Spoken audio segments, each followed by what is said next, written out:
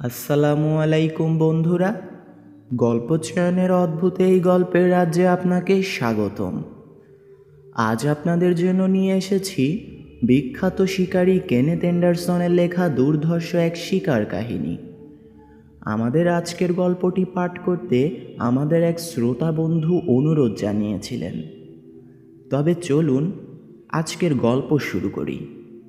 আজকের গল্পের নাম ক্রিসেন্ট পর্বতের মানুষ খেকো, পর্ব 1।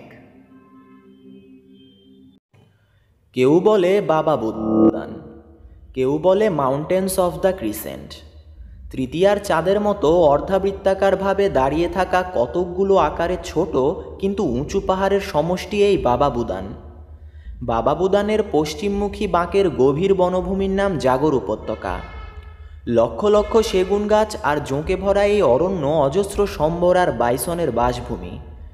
বছরে বৃষ্টিপাতের পরিমাণ এখানে 1000 ইঞ্চিরও বেশি হওয়ায় বনভূমি অত্যন্ত গভীর ও স্যাঁতস্যাঁতে। ঘন সন্নিবিষ্ট গাছপালার জন্য সূর্যের আলোও ঠিকমতো প্রবেশাধিকার পায় না এখানে। ফলে দিনের বেলায়ও অন্ধকার হয়ে থাকে বনের ভেতরটা। আর রাত মনে করে এখানে ডেকে চলে ব্যাং, ঝিঁঝি, সিকাদাসের দল। মহীশূরের কাদুর জেলার বীরুর রেলওয়ে স্টেশন থেকে শিমগার দিকে বেরিয়ে যাওয়া রেলপথটা ধরে পশ্চিমে কিছু দূর এগুলেই চোখে পড়বে আকাশচুম্বী হোগরখান পর্বত। আরও পশ্চিমে বাবা বুদানের জাগর উপত্যকার মতো অতটা গভীর নয় হোগরখান উপত্যকার বনভূমি। সূর্যের আলো ঠিকই প্রবেশ করতে পারে এখানে। বছরের 3 মাস ভারতের পশ্চিম উপকূল থেকে প্রবাহিত মৌসুমি বায়ুর প্রবল ঝঞ্ঝার হাত থেকে এই অরণ্যকে রক্ষা করে বাবা বুদান। হোগরখান পর্বতের পাদদেশের ছোট্ট গ্রামটার নাম হোগারেহালি। এখানকার পাকা বেলে পাথরে গড়া বিশাল এক মন্দির গ্রামটির গর্বের বস্তু। গ্রামের দক্ষিণে বেশ বড়সড় হ্রদও আছে একটা। গ্রাম থেকে বেরিয়ে হ্রদের পাশ দিয়ে দুদিকে এগিয়ে গেছে দুটো পায়ে চলা পথ। একটি গেছে হোগরখান পর্বতের কফি এস্টেটের দিকে, অন্যটি হ্রদের 3.5 মাইল দূরে মাদাক নামে আর একটা বিশাল হ্রদ থেকে বেরিয়ে আসা একটা খালের ধারে গিয়ে শেষ হয়েছে। খালটার নাম ইয়েমাইডোরি। দক্ষিণে মাদাক হ্রদ, পূবে ইয়েমাইডোরি খাল, উত্তরে হোগারেহালি, পশ্চিমে জাগর উপত্যকা। অর্থাৎ উত্তর দক্ষিণে 30 মাইল এবং পূব পশ্চিমে 50 মাইল এলাকা জুড়ে আধিপত্য গেড়েছিল এক ভয়ঙ্কর মানুষ খেকো বাঘ। কেউ বলে জাগর উপত্যকায়, কারো মতে ক্রিসেন্ট পর্বতের কোনো গুহায় জন্ম হয়েছিল এই মানুষ খেকো বাঘটির। তবে খুব সম্ভব শেষের অনুমানটাই ঠিক। বড় হবার পর পর্বত আর গুহা ছেড়ে শিকারের সন্ধানে সে নেমে আসে জাগর উপত্যকায়। কিন্তু জোকে ভরা স্যাঁতস্যাঁতে অরণ্য আর পানিতে ডোবা তৃণাঞ্চল বাধার সৃষ্টি করায় পূব দিকে হোগরখানের দিকে চলে আসে বাঘটি। পশ্চিমে যেতে পারত, কিন্তু বাবা বুদানের আকাশ ছোঁয়া উচ্চতা ডিঙিয়ে ওপাশের গভীর খাদ সংকুল পাথরে এলাকায় নামতে যথেষ্ট অসুবিধে হতো তার। অতএব সব দিক বিবেচনা করে ঠিক জায়গায় এসেই বাসা বেঁধেছে সে। কারো কারো মতে বাঘটা এসেছে আসলে বহু দূরের লাক্কাভালি বা লালবাগ অঞ্চল থেকে। কারণ ভদ্রা নদীর ওপর বিশাল বাঁধ তৈরি হওয়ার ফলে ওদিককার অঞ্চল ঘন জনবসতিপূর্ণ হয়ে ওঠায় শান্তি বিঘ্নিত হচ্ছিল বাঘটার। তাই নতুন আস্তানা খুঁজতে খুঁজতে এখানে এসে পড়েছে সে। যেখান থেকেই আসুক, এখন এই অঞ্চলেই রাজত্ব চালিয়ে যাচ্ছে বাঘটা। তার চোখ পড়েছে মানুষের ওপর। হোগরখান পর্বতের কফি এস্টেটে কাজ করে এখানকার স্থানীয় মেয়েরা। একদিন বাগানে কফি ফল পাড়ার সময় হঠাৎ বাঘটা ঝাঁপিয়ে পড়ল পুত্তমা নামে একজন সদ্য বিবাহিতা তরুণীর ওপর। সঙ্গীদের কাছ থেকে খানিক দূরে গাছ থেকে ফল পেড়ে পেড়ে তখন ঝুড়িতে রাখছিল পুত্তমা। সুতরাং এই মর্মান্তিক দুর্ঘটনার খবর জানতে পারল না তার সঙ্গীদের কেউই। সাঁঝের আধার ঘনিয়ে আসার পরও পুত্তমা বাড়ি ফিরছে না দেখে চিন্তায় পড়ে গেল তার বর রামাশিস। মাত্র 15 দিন হলো তাদের বিয়ে হয়েছে। এর মাঝেই তাকে ফাঁকি দিতে শুরু করেছে তার নতুন বউ। প্রচণ্ড রাগ হলো রামাশিসের। তার মনে সন্দেহ ঢুকল ভালো স্বভাব নয় এ মেয়ের। নানা রকম দুশ্চিন্তার ভেতর দিয়ে কোনো মতে রাতটা কাটিয়ে পরদিন ভোর হতে না হতেই কফি বাগানের দিকে ছুটল রামাশিস। কুলি সর্দারকে জিজ্ঞাসা করে সে জানল গতকাল বাগান থেকে ফিরে আসা মেয়েদের মধ্যে পুত্তমাকে দেখেনি সর্দার। অন্যান্য দলেও খোঁজ খবর নিয়ে দেখেছিল সর্দার, কিন্তু কেউই খোঁজ দিতে পারেনি মেয়েটার। সর্দারের সাথে কথা বলার সময় রামাশিসকে দেখে এক মেয়ে এগিয়ে এসে বলল গতকাল সে আর পুত্তমা একই সাথে কফি ফল পাড়ছিল। সারাক্ষণ নতুন বরের গল্প শুনিয়েছে তাকে পুত্তমা। কতক্ষণ পর ফল পাড়তে পাড়তে তার কাছ থেকে একটু দূরে সরে যাওয়ার পর আর পুত্তমাকে দেখেনি সে। আশ্চর্য! মেয়েটির কথায় বোঝা যায় নতুন বরের প্রতি যথেষ্ট অনুরক্ত হয়ে পড়েছিল পুত্তমা। তাহলে বরকে ফেলে তো কোথাও যাওয়ার কথা নয় তার। কয়েকজন লোকসহ রামাশিসকে নিয়ে গতদিন যেখানে ফল পাড়ছিল পুত্তমা সেখানে এসে হাজির হলো কুলি সর্দার। পুত্তমার কাছাকাছি থাকা মেয়েটাই জায়গাটা দেখিয়ে দিল তাদের। ঘটনাস্থলে পৌঁছে একটু খোঁজাখুঁজি করতেই পুত্তমার নিরুদ্দেশের কারণটা পরিষ্কার হয়ে গেল সবার কাছে। মাটিতে পড়ে আছে পুত্তমার ঝুড়িটা। চারদিকের মাটিতে ছড়িয়ে ছিটিয়ে পড়ে আছে এক গাদা লাল কফি ফল। চারদিকে ভালো করে চেয়ে প্রথম সূত্র আবিষ্কার করল পুত্তমার সঙ্গী মেয়েটি। টানা হেঁচড়ায় ছিঁড়ে গিয়ে শাড়ির এক টুকরো কাপড় লেগে গিয়েছিল কফি ঝোপের ডালে। রক্তের দাগও লেগে আছে ছেঁড়া কাপড়ের টুকরোটায়। রক্ত দেখে সতর্ক হয়ে গেল সবাই। আরও বিস্তৃত এলাকা জুড়ে খুঁজতে শুরু করলো ওরা, এবং এভাবেই ওখান থেকে আর একটু দূরে মাটির উপর রক্তের দাগ দেখল রামাশিস আর সবাই। রক্তের দাগের পাশেই মাটিতে ইতস্তত বিক্ষিপ্তভাবে ছড়িয়ে আছে গাছের ঝরা পাতা। পাতার ওপর দিয়ে কোনো ভারী জিনিস হেঁচড়ে নেবার ফলেই এমনভাবে ছড়িয়ে ছিটে আছে ওগুলো। ছোট্ট একটা খাল বয়ে গেছে কফি বাগানের মাঝখান দিয়ে। এই খালের পাশে এসেই পাওয়া গেল পুত্তমার ভুক্তাবশিষ্ট ছিন্ন বিচ্ছিন্ন দেহ।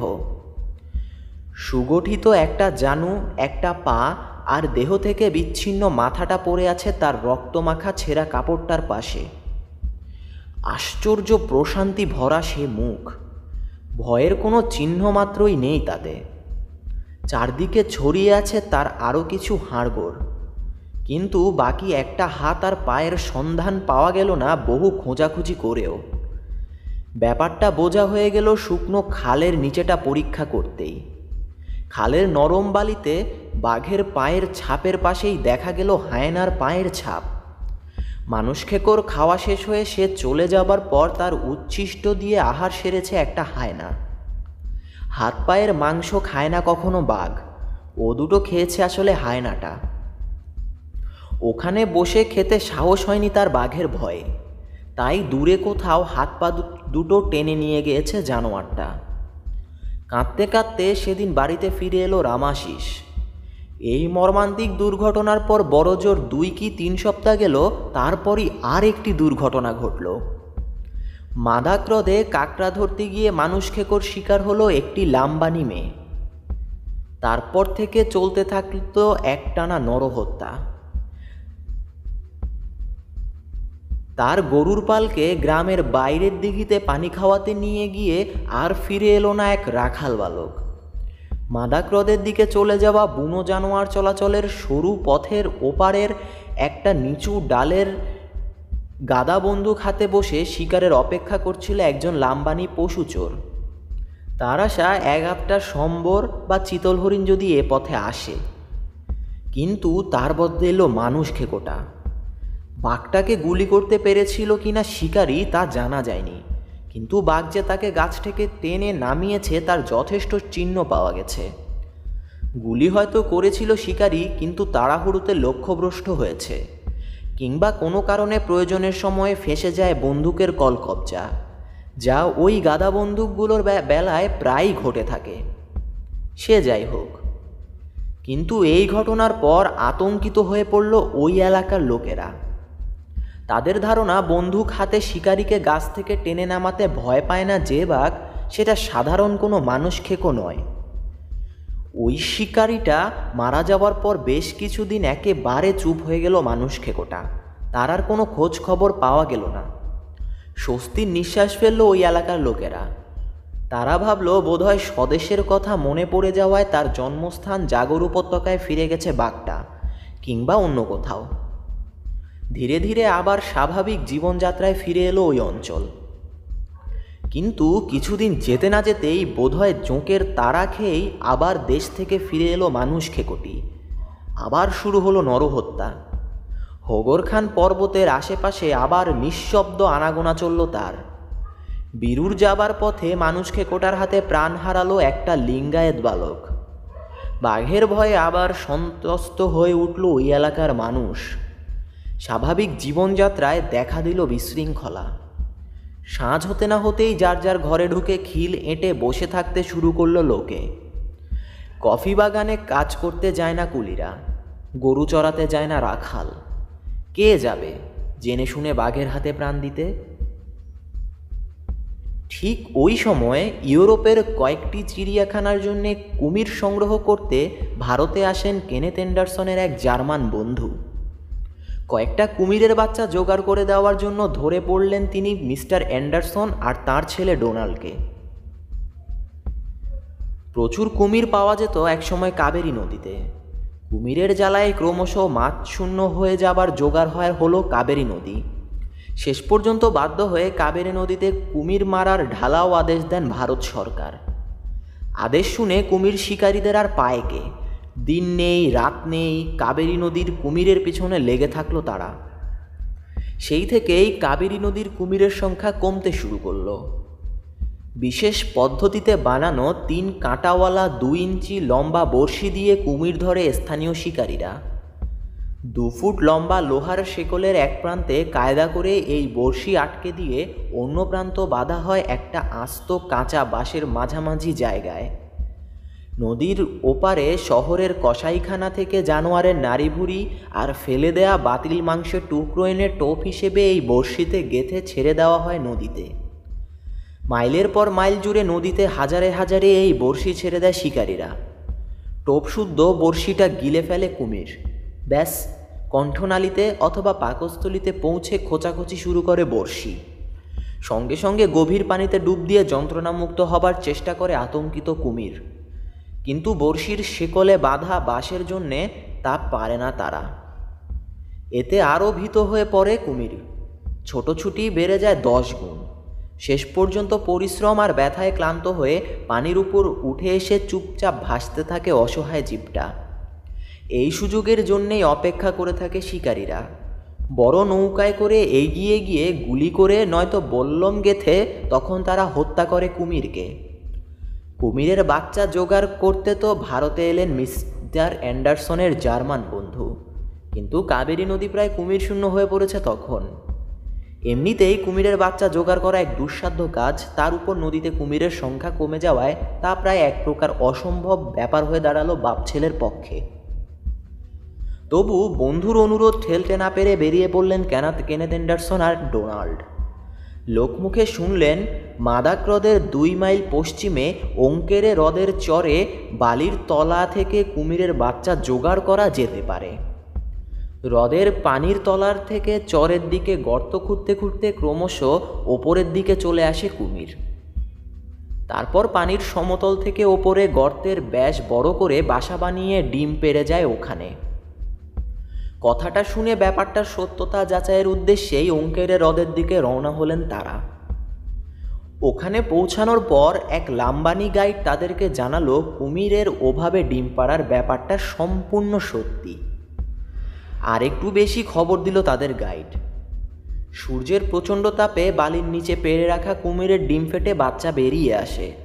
বেরিয়েই সুড়ঙ্গ পথে হ্রদের পানির দিকে ছুটতে শুরু করে বাচ্চাগুলো।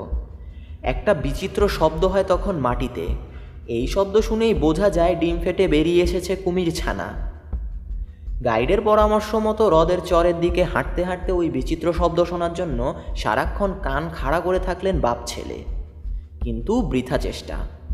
বহু ঘোরাঘুরি করেও কুমির ছানার ডিম ফেটে বেরিয়ে আসার সেই বিচিত্র শব্দ শুনতে পেলেন না তারা। কিন্তু তার বদলে লাম্বানি গাইডটির কাছে শুনলেন মানুষ খেকোটার গল্প। মানুষ খেকোর গল্প শুনতে শুনতেও কুমির ছানার ছুটোছুটির শব্দ শোনার আশায় ক্রমশ এগিয়ে চললেন তারা। সন্ধ্যা পর্যন্ত অবিরাম ঘুরেও কুমিরের বাচ্চার সন্ধান পেলেন না। তবে হ্রদের কয়েক জায়গায় নরম কাদার ওপর কয়েকটা বড় কুমিরের চলার পথের দাগ চোখে পড়ল তাদের। হ্রদের পানিতে ভেসে থাকা কয়েকটা কুমিরও চোখে পড়ল তার। সেদিন সন্ধ্যায় হ্রদের তীরেই ক্যাম্প ফেললেন তারা। সাঁঝের একটু পরেই চাঁদ উঠল। পূবের উজ্জ্বল লালচে আকাশের পটভূমিকায় ক্রমেই স্পষ্ট থেকে স্পষ্টতর হয়ে উঠতে থাকল বড় শিগ্নে ও ছোট শিগ্নে নামে পরিচিত পাহাড়ের চূড়োগুলো। বাঘের দৈনন্দিন জীবনযাত্রার খুঁটিনাটি তথ্য সংগ্রহ করতে বেশ কয়েক বছর আগে একবার এখানে এসেছিলেন কেনেথ অ্যান্ডারসন। ওই সময় ছোট শিগনে পাহাড়ের চূড়ায় সংসার পেতেছিল এক বাঘিনী আর তার 3টি বাচ্চা। একটা বাচ্চা পরে বড় হয়ে মানুষ খেকোয় পরিণত হয়েছিল, সে অন্য গল্প।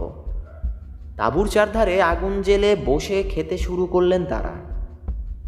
ওই লাম্বানি গাইডটি একটি গল্পের ডিপো, বলতেও পারে বেশ রসিয়ে রসিয়ে। শুধু যে বন জঙ্গল আর জন্তু জানোয়ারের গল্পই শোনালো সে তা নয়, তাদের সম্প্রদায়ের দৈনন্দিন জীবনযাত্রা, আচার ব্যবহার আর রীতিনীতির কথাও বলল প্রচুর। চাঁদের আলোয় ধবধবে সাদা দেখাচ্ছে বালির চর। খাওয়ার পর ওই অপরূপ জ্যোৎস্নার আলোয় হেঁটে একটু ঘুরে ফিরে আসার লোভ কিছুতেই সংবরণ করতে পারছিলেন না কেনেথ অ্যান্ডারসন। দারুণ ইচ্ছে হলো তার 2 মাইল দূরে মাদাক হ্রদ পর্যন্ত গিয়ে মানুষ খেকোটা সম্পর্কে নতুন কিছু আবিষ্কার করে আসেন। শেষ পর্যন্ত নিজের কথাটা তিনি গাইডকে জানাতেই দারুণ অসন্তোষ প্রকাশ করল সে। বলল, হঠাৎ করেই যদি মানুষ খেকোটার মুখোমুখি হয়ে পড়ি আমরা। অ্যান্ডারসন জবাব দিলেন, দর্শন যদি মিলেই যায় বাঘটার, তাহলে আজই শেষ করব ওটাকে। এ কথা শোনার পর নিমরাজি হলো গাইড। সুতরাং মাদাক হ্রদের দিকে রওনা দিলেন 3 জনে। কিন্তু বাঘের দেখা মিলল না কোথাও। কিছু দূর এগিয়ে জঙ্গলের একেবারে হৃৎপিণ্ডে একটা বড় গরু মোষের বাথানে এসে হাজির হলেন তারা। বাথানের কয়েকজন রাখালকে জিজ্ঞাসাবাদ করে জানলেন আরও উত্তরে ঘন বসতিপূর্ণ এক এলাকায় এখন নরহত্যা চালিয়ে যাচ্ছে মানুষ খেকোটা। বাঘটার সম্পর্কে লাম্বানি গাইডের মতো কেবল গল্পই শুনে এসেছে রাখালেরাও, কিন্তু আজ পর্যন্ত তাদের কেউ চোখে দেখেনি জানোয়ারটাকে। রাখালদের কথায় একটু হতাশ হলেন কেনেথ অ্যান্ডারসন। মাদাক হ্রদে গিয়ে আর কোনো লাভ নেই। স্বচ্ছ চাঁদের আলোয় পথ দেখে দেখে আবার ওঙ্করে হ্রদের দিকে ফিরে চললেন তারা। হ্রদের তীরে পৌঁছতে পৌঁছতে শেষ হয়ে এলো রাত। পরদিন সকালেই রওনা দিলেন ব্যাঙ্গালোরে। ফিরে গেলেন কেনেথ অ্যান্ডারসন আর ডোনাল্ড। এর ঠিক 4 মাস পরই শুরু হলো আসল ঘটনা। কাহিনীটা শিকারের মুখ থেকেই শুনুন। সেবারে বন্ধুর অনুরোধে ওঙ্কর হ্রদে গিয়ে কুমির ছানা আনতে পারিনি ঠিকই, কিন্তু সাথে করে এনেছিলাম ভয়ঙ্কর এক মানুষ খেকো বাঘের রোমহর্ষক কাহিনী। সেখান থেকে ব্যাঙ্গালোরে ফিরে আসার 4 মাস পর একটা চিঠি এসে পৌঁছলো আমার কাছে। প্রচুর আঠা দিয়ে মুখ আটা, বেশ মোটাসোটা একটা খামে কানাড়ি ভাষায় লেখা চিঠি। খামের গায়ে পোস্ট অফিসের ছাপ দেখে বুঝলাম বীরুর থেকে পোস্ট করা হয়েছে চিঠিটা। কানাড়ি ভাষা মোটামুটি বলতে পারলেও পড়তে পারি না আমি, তাই চিঠিটা নিয়ে চলে এলাম নিকটবর্তী পুলিশ ফাঁড়িতে। চিঠিটা পড়ে তার অর্থ বুঝিয়ে দিল আমাকে একজন হেড কনস্টেবল। হোগারেহালি গ্রামের জোদ্দার মুদলিয়ায় গিরিয়াপ্পা লিখেছে চিঠিটা। বহুদিন আগে ক্যাম্প সাইটের জন্য তার কাছ থেকে আধা একর জায়গা কিনেছিলাম আমি, সেই থেকেই পরিচয়। পত্র পাওয়া মাত্র আমাকে হোগারেহালি যেতে লিখেছে গিরিয়াপ্পা। একটা মানুষ খেকো বাঘের অত্যাচারে নাকি অতিষ্ঠ হয়ে উঠেছে ওখানকার জনজীবন। মাত্র দিন কয়েক আগে ওরই পরিবারের একজন লোক মারা গেছে বাঘের হাতে। চিঠিটা দেখে ও আমার মুখ থেকে ওতে কি লেখা আছে শুনে প্রায় লাফিয়ে উঠল ডোনাল্ড। এক্ষুনি হোগারেহালির উদ্দেশ্যে রওনা দিতে চাইল সে। সেদিন নয়, তার পরদিন খুব ভোরে হোগারেহালির দিকে রওনা দিলাম আমি আর ডন। ব্যাঙ্গালোর থেকে হোগারেহালির দূরত্ব প্রায় 140 মাইল। ঝড়ের বেগে তার প্লাইমাউথটাকে চালিয়ে নিয়ে চলল ডন। বেলা দুটোর আগেই এসে পৌঁছালাম হোগারেহালিতে। গিরিয়াপ্পার বাড়ি পৌঁছে দেখি ঘরের বারান্দায় একটা দড়ির খাটিয়ায় শুয়ে অঘরে ঘুমাচ্ছে সে। ডেকে ঘুম ভাঙালাম ওর। আমাদের দেখেই লাফ দিয়ে উঠে বসল গিরিয়াপ্পা। এত তাড়াতাড়ি যে এসে হাজির হব আমরা ভাবতে পারিনি ও। আন্তরিক হেসে আমাদের অভ্যর্থনা জানালো গিরিয়াপ্পা। বিশাল পিতলের মগে করে আমাদের কফি খেতে দিল সে। আমরা কফি খেয়ে গল্প করতে করতে ভাত এসে গেল, সাথে গরম তরকারি। জানি আপত্তি করে লাভ হবে না, তাছাড়া খিদেও লেগেছে দারুণ, তাই আর আপত্তি না করে বসে গেলাম খেতে। খাওয়া শেষে কুয়ার পাড়ে গিয়ে বালতিতে করে ঠান্ডা পানি তুলে হাত ধুয়ে নিলাম, খেলামও ওই পানি। ফিরে আসতে আসতেই আমাদের জন্যে ক্ষীর দিয়ে চা বানিয়ে ফেলল গিরিয়াপ্পা। এমনিতেই সাধারণ অবস্থার চাইতে 3 গুণ খেয়ে ফেলেছিলাম। তারপর এই চা দেখে রীতিমতো ভয় পেলাম। আমাদের কাচুমাচু অবস্থা দেখে মৃদু হেসে তখনকার মতো রেহাই দিল আমাদের গিরিয়াপ্পা। কিন্তু রাতে ওখানেই খেতে হবে কথা দিতে হলো। এরপর আসল কথা এলো গিরিয়াপ্পা। মানুষকে কোটা সম্পর্কে যেটুকু সে জানে তা আমরা অঙ্কের হ্রদে গিয়ে লাম্বানি গাইডটির কাছে আগেই শুনেছি। বাঘটার গতিবিধির কোনো নির্দিষ্ট ঠিকানা দিতে পারল না গিরিয়াপ্পা। শুধু এটুকু বলতে পারল ওই বিশাল অঞ্চলের ১,৫০০ বর্গমাইল এলাকার সর্বত্রই ত্রাসের রাজত্ব কায়েম করে ঘুরে বেড়াচ্ছে মানুষ খেকোটা। এত বড় এলাকায় কোথায় খুঁজব বাঘটাকে? এ তো খড়ের গাদায় সূচ খোঁজার মতো অবস্থা। ঠিক কোন জায়গা থেকে শুরু করব? 3 জন মিলে বহু চিন্তাভাবনা করেও এর কোনো সমাধান করতে না পেরে সেদিনকার মতো বাদ দিলাম ওসব কথাবার্তা। রাতের খাওয়া দাওয়ার পর আমাদের জন্য তার একটা ঘর ছেড়ে দিল গিরিয়াপ্পা। অনুরোধ জানালো হোগারেহালিতে যে কয়দিন থাকি আমরা তার ঘরটাই যেন ব্যবহার করি এবং খাওয়া দাওয়াটাও ওখানেই সারি। অগত্যা রাজি হতে হলো। ঘরে ঢুকে দেখলাম অত্যন্ত নিচু ঘরের ছাদ। এ ঘরে রাত কাটানো অসম্ভব। ঘরটা গরম আর প্রচুর মশা। সরাসরি কথাটা বলতে পারলাম না গিরিয়াপ্পাকে, তাই অনেক ঘুরিয়ে ফিরিয়ে সে যেন কিছু মনে করতে না পেরে এমনইভাবে বললাম, ঘরে রাত কাটাতে বিন্দুমাত্র আপত্তি নেই আমার, তবে তার কাছ থেকেই কেনা ক্যাম্প সাইটে তাঁবু ফেলে ঘুমাতে পারলে বেশি আনন্দিত হতাম আমরা। বিরক্ত এবং একান্ত বাধ্য হয়ে ওই জায়গাটা কিনেছিলাম আমি, কারণ থাকার যা অসুবিধা, বিশেষ করে সাধারণ একজন শিকারী হিসেবে সরকারি ফরেস্ট বাংলোয় থাকার অনুমতি পাওয়া যে কী ঝামেলার ব্যাপার, সে সম্পর্কে যথেষ্ট তিক্ত অভিজ্ঞতা আছে আমার। সে অনেক কথা। কিন্তু বাইরে ক্যাম্প সাইটে রাত কাটাতে চাই শুনে চমকে উঠল গিরিয়াপ্পা।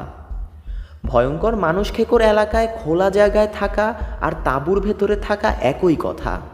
ওখানে রাত কাটানো মানে নিশ্চিত মৃত্যু, এর ভেতর আর সন্দেহের কিছু নেই।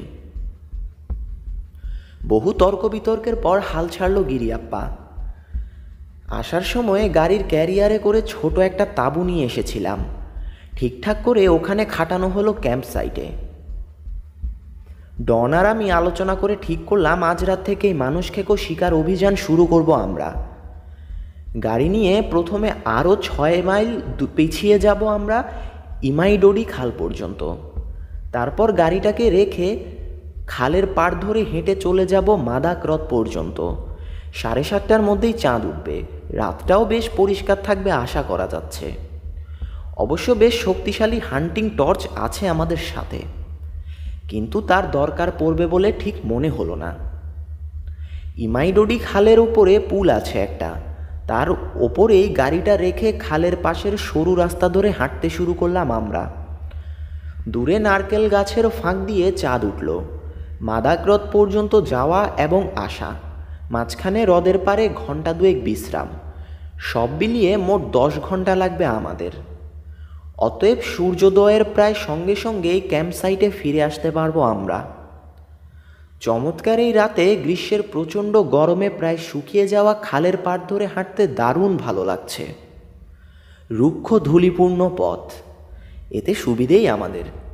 এ পথ দিয়ে বাঘটা গেলে তার পায়ের ছাপ পড়বে ধুলোর উপর। চাঁদের আলোয় তা নজরে না পড়লেও টর্চের আলোয় দেখা যাবে পরিষ্কার। যতই সামনে এগোচ্ছি আস্তে আস্তে ঘন হয়ে আসছে জঙ্গল। প্রথম 1-1.5 মাইল খালের পানি যে পর্যন্ত শ্যাওলা ঢাকা, জঙ্গলের সেই অংশ জুড়ে চিতার রাজত্ব। তারপর ক্রমশ আরও ঘন হয়ে উঠেছে জঙ্গল। চিতাদের দেখা এখানে কদাচিৎ মেলে, কারণ জঙ্গলের এই ঘন অংশ থেকে শুরু হয়েছে বাঘের রাজ্য। এখান থেকে শুরু করে একেবারে মাদাক্রত পর্যন্ত এই রাজ্যের সীমানা। টর্চ ছাড়া শুধু চাঁদের আলোয় কোনো বুনো জানোয়ারকে দেখতে পাওয়া খুবই কঠিন ব্যাপার। অবশ্য মানুষ খেকোটাকে ছাড়া অন্য কোনো জানোয়ারকে আমরা খুঁজছি না এই মুহূর্তে। প্রয়োজনের মুহূর্তে সঙ্গে সঙ্গে টর্চটাকে জ্বালানোর জন্য বাগিয়ে ধরে অতি সাবধানে সামনে এগুচ্ছি আমরা। মানুষ খেকোর এলাকায় একজনের পিছনে একজন লাইন দিয়ে হাঁটা অত্যন্ত বিপজ্জনক। দুজন লোক হলে পাশাপাশি হাঁটাই সবচেয়ে নিরাপদ, কারণ এভাবে হাঁটলে সাধারণত আক্রমণ করে না মানুষ খেকো। দুইজন লোককে পাশাপাশি হাঁটতে দেখলে দূর থেকে প্রথমে গর্জন করে তাদের ভয় দেখাবার চেষ্টা করে বাঘ। তারপর যেই একজন আরেকজনের পেছনে এলো অমনি আক্রমণ করে সে। মানুষ খেকো হলে অত্যন্ত ধূর্ত হয়ে যায় বাঘ। দুজন লোক একজনের পেছনে আরেকজন চললে নিঃশব্দে এগিয়ে এসে অকস্মাৎ পেছনের লোকটাকে ধরে নিয়ে চলে যায় বাঘ। সামনের লোকটা টের পেতে পেতে শিকার নিয়ে একেবারে অদৃশ্য হয়ে যায় মানুষ খেকো। সব কিছুই ঘটে যায় চোখের পলকে। প্রায় সব ক্ষেত্রেই সামনের লোকটি নিরাপদে থাকে। এত ভয়ঙ্কর আর ধূর্ত জানোয়ারের এলাকা দিয়ে চলার সময়ে স্বাভাবিকভাবে অত্যন্ত সতর্ক হয়ে পথ চলতে হচ্ছিল আমাদের। প্রায় 3 মাইল পথ পেরিয়ে আসার পর আমাদের ডানে খালের ওপারের পাহাড়টা থেকে হঠাৎ ভেসে এলো বাঘের ডাক।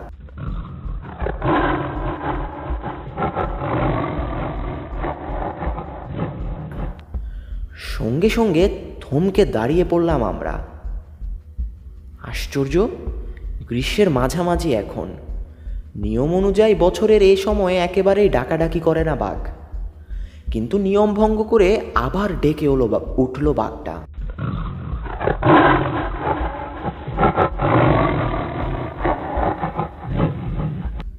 ডাক শুনে মনে হলো আরো অনেকখানি কাছে এসেছে ওটা।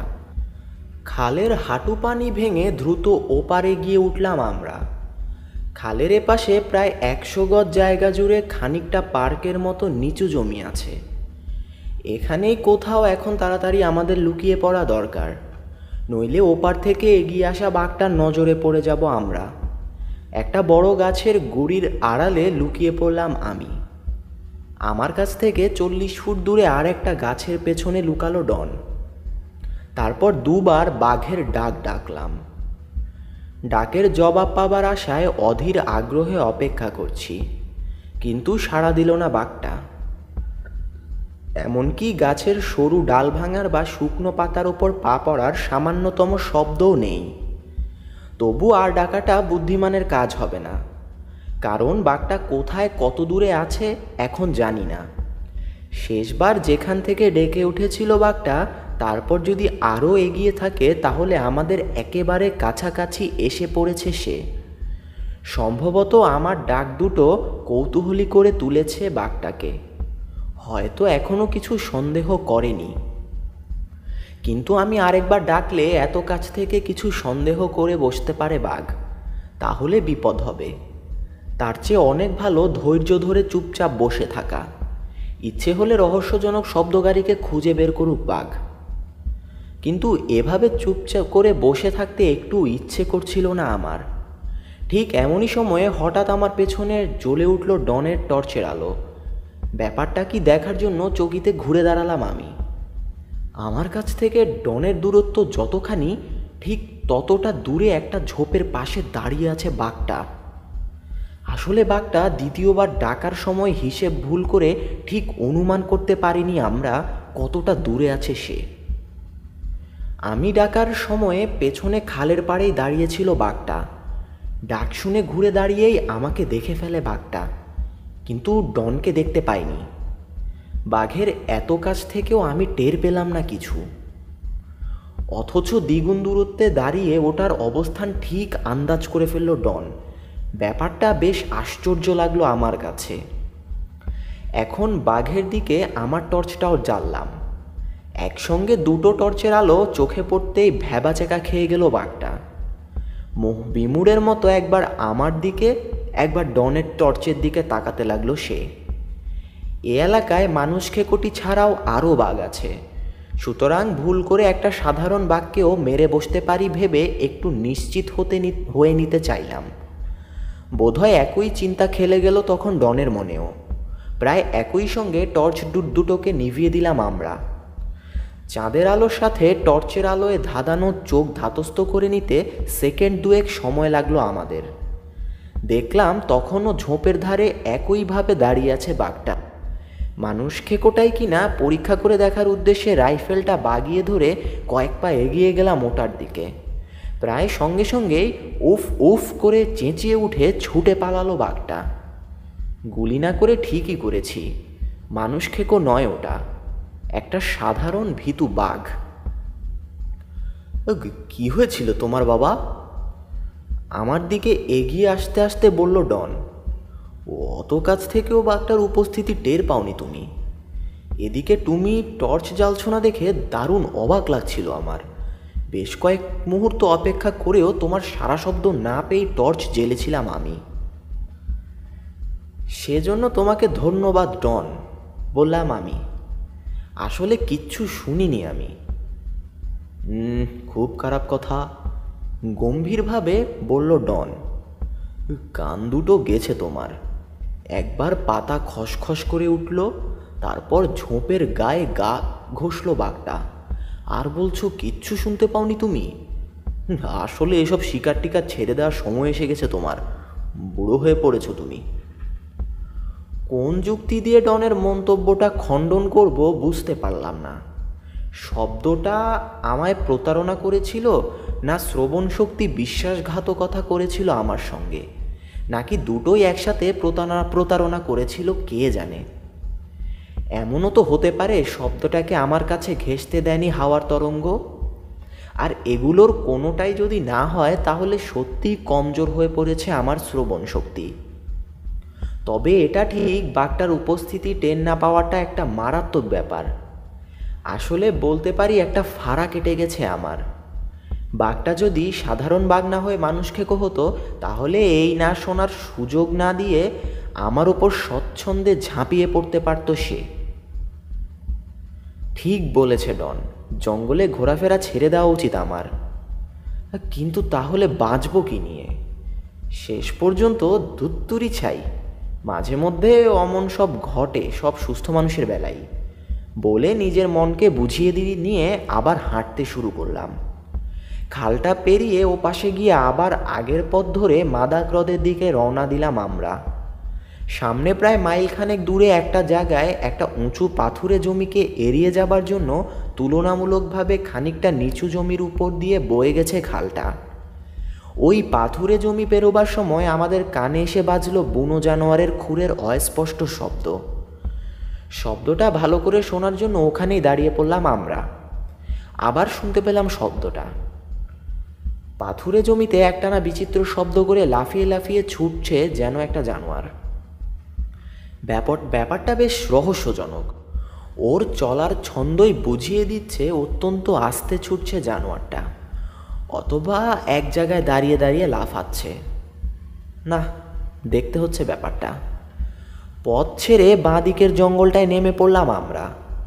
অদ্ভুত শব্দটাকে লক্ষ্য করে টর্চ জ্বেলে এগোতে থাকলাম দুজনেই। যতই এগুচ্ছি ক্রমশ স্পষ্ট হচ্ছে শব্দটা। শব্দের উৎসের কাছে পৌঁছে ব্যাপারটা দেখে হো হো করে হেসে উঠল ডন। কিন্তু জানোয়ারটার অসহায় অবস্থা দেখে ওটার প্রতি দারুণ করুণা বোধ করলাম আমি। তীক্ষ্ণ কোণ সৃষ্টি করে পাশাপাশি গজিয়ে উঠেছে দুটো চারা গাছ। মাঝামাঝি জায়গায় পরস্পরকে স্পর্শ করে ইংরেজি ভি অক্ষরের মতো আরেকটা কোণ সৃষ্টি করেছে গাছ দুটো।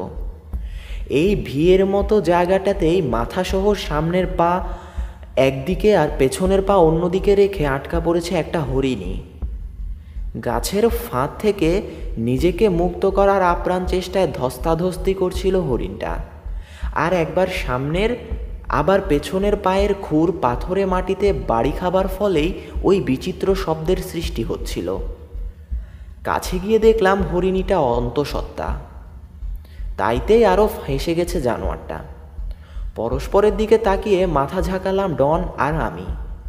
দুজনেই দুজনের ইঙ্গিত বুঝে নিয়ে এগিয়ে গেলাম হরিণীটার দিকে। ওটার পেছনের একটা পা ধরল ডন, আমি অন্যটা ধরে ফাঁদ থেকে মুক্ত করে দিলাম হরিণীটাকে। ছাড়া পেয়ে খুশিতে অনেকটা ছাগলের মতো ডেকে উঠেই লাফাতে লাফাতে বনের ভেতর চলে গেল ওটা। আবার ছেড়ে আসা পথে ফিরে গিয়ে খালের পাড় ধরে হ্রদের দিকে এগিয়ে চললাম আমরা।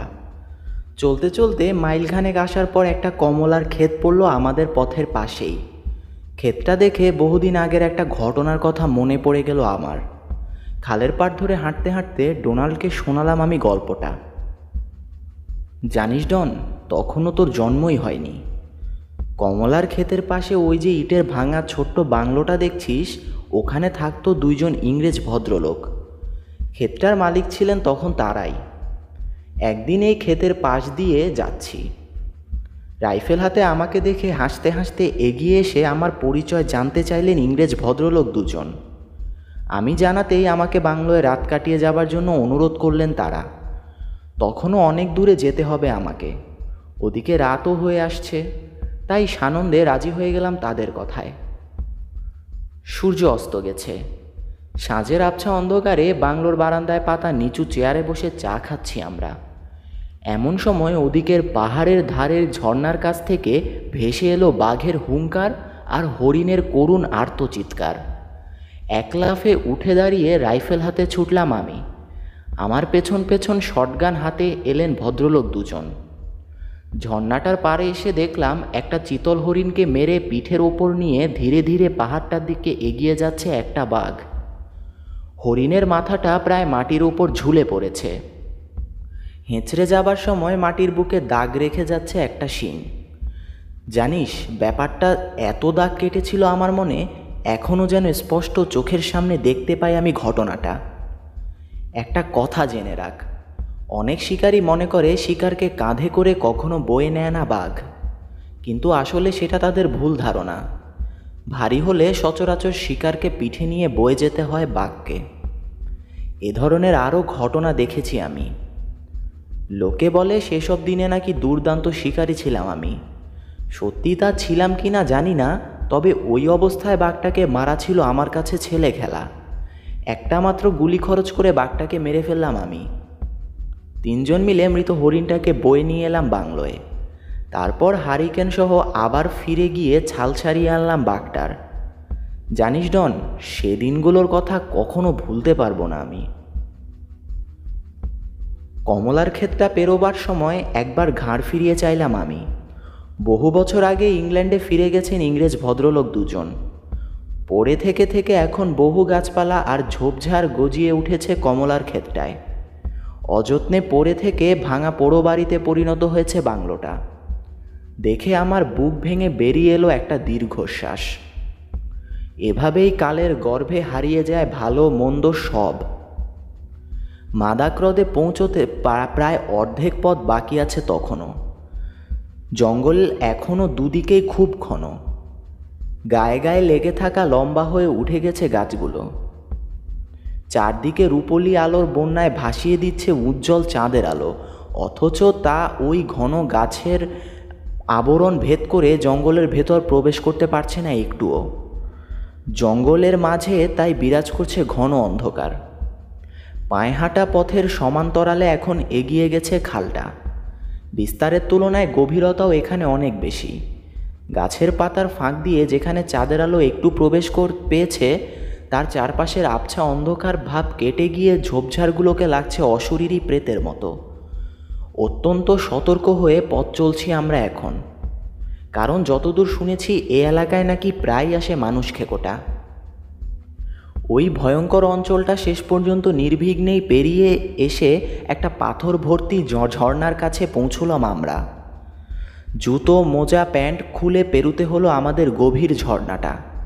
ঝর্ণাটার ওপাশে ইয়েমাইডোডি খাল আর মাদাক হ্রদের সঙ্গমস্থলের উপর একটা বাঁধ দেয়া হয়েছে।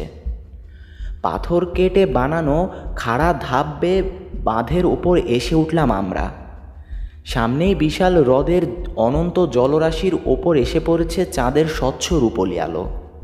মনে হচ্ছে এক ফোঁটা পানি নেই বিশাল হ্রদটায়, আছে তরল রূপা। অপরূপ সৌন্দর্য চোখে না দেখলে উপলব্ধি করা কঠিন।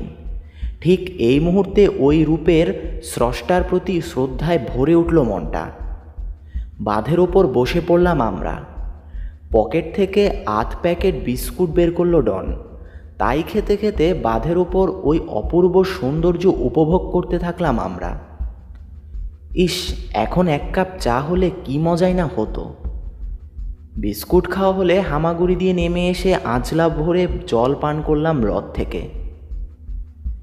এতটা পথ হেঁটে এসে সামান্য হলেও খেয়ে নিয়ে এখন বাঁধের উপর বসে আরামে দারুণ ঘুম পাচ্ছে আমাদের।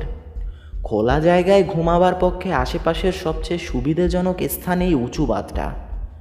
পাশাপাশি চিত হয়ে শুয়ে পড়লাম আমরা। হঠাৎ একটা মানুষের আর্তচিৎকারে চমকে ঘুম ভেঙে উঠে বসলাম দুজনেই। বাঁধের ওপর যেখানে শুয়েছিলাম আমরা তার প্রায় 200 গজ দূরে নিচে সশব্দে খালে ঢুকছে হ্রদের পানি। বাঁধের ওখানটায় কেটে তার দুপাশে ভারী ভারী পাথরের চাই বসিয়ে প্যাসেজ বার করা হয়েছে একটা। লেকের দিকে টানেলের প্রবেশপথে জং ধরা শেকলের ওপর ঝুলছে একটা সুইচ গেট।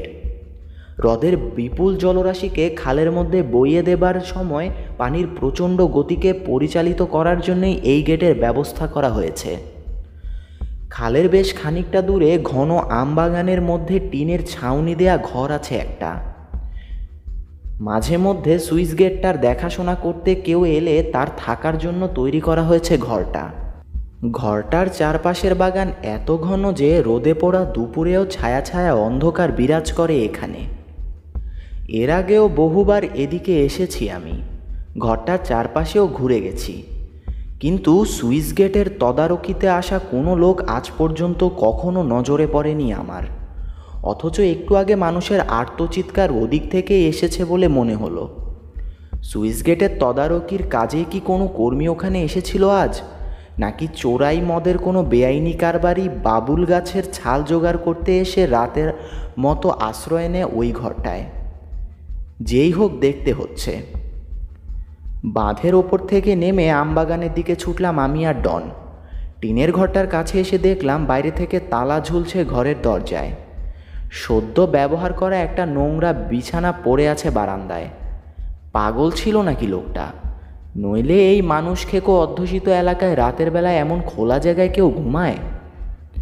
ঘরটার কাছ থেকে সরে এসে আমবাগানের ঘন অংশ দিয়ে ঢুকলাম। আমবাগানের নিকশকালো অন্ধকারে দুহাত দূরের জিনিসও নজরে আসে না। বাধ্য হয়েই টর্চ জ্বালতে হলো আমাদের। নিকশকালো অন্ধকার ফুঁড়ে বেরিয়ে এলো টর্চের আলো, কিন্তু কয়েক হাত গিয়েই বাধা পেল ঘন হয়ে জন্মানো আম গাছের গুড়িতে। যতদূর সম্ভব ওই আম গাছের ফাঁক ফোকর দিয়ে খুঁজে দেখলাম, কিন্তু কিছুই নজরে এলো না। হ্রদের পানি বাঁধের ভেতর দিয়ে খালে পড়ার মৃদু কুলকুল ধ্বনি ছাড়া কোনো শব্দও শুনতে পাচ্ছি না। লোকটার উদ্দেশ্যে চেঁচিয়ে ডাকলাম। আমবাগানের গাছে গাছে আর অদূরে পাহাড়ে প্রতিধ্বনিত হয়ে ফিরে এলো আমাদের চিৎকার, কিন্তু কোনো সাড়া নেই লোকটার। সাথে করে ওকে নিয়ে গেছে বোধহয় মানুষ খেকোটা। একটা কথা ঠিক, ওই লোকটার জন্যই সে রাতে প্রাণে বেঁচে গেলাম আমরা। কারণ তাকে না পেলে রাতের কোনো না কোনো সময় খাল পেরিয়ে ওপারে যেতই বাঘটা, আর তাহলে ওই বাঁধের ওপর দিয়ে যাওয়াটাই সহজ হতো তার পক্ষে। সেক্ষেত্রে আমাদের দুজন নিদেন পক্ষে একজনকে অন্তত প্রাণ হারাতে হতোই মানুষ খেকোটার হাতে। গভীর ঘুমে অচেতন থাকার ফলে বাধা দেওয়ারও সুযোগ পেতাম না আমরা। প্রয়োজনীয় চিহ্নের জন্য এদিক সেদিক খুঁজতে শুরু করলাম আমরা, কিন্তু কিছুই পেলাম না। লতাগুল্ম আর ঝরা পাতায় ঢেকে থাকা শক্ত মাটিতে বাঘের পায়ের চিহ্ন মাত্র নেই কোথাও। খুঁজতে খুঁজতে পানির ধারে চলে এলাম, কিন্তু সেখানে ছোট ছোট গাছের ভিড়ে মাটি চোখে পড়ে না। আমাদের নাকের ওপর দিয়ে লোকটাকে ধরে নিয়ে গেল মানুষ খেকো, আর আমরা তার জন্য কোনো কিছুই করতে পারলাম না। ভেবে ভারী খারাপ লাগলো। অথচ পরোক্ষভাবে হলেও নিজের জীবন দিয়ে আমাদের প্রাণ বাঁচিয়ে দিয়ে গেল লোকটা। এই নির্জন বুনো অঞ্চলে এত গভীর রাতে আর আমাদের করার কিছু নেই। আবার বাঁধের ওপর উঠে এলাম। ভোর পর্যন্ত অপেক্ষা করতেই হবে আমাদের। শুধু শুধু বসে থেকে তো লাভ নেই, তাই পালা করে একজন পাহারায় রেখে অন্যজন ঘুমিয়ে কাটিয়ে দিলাম রাতটা।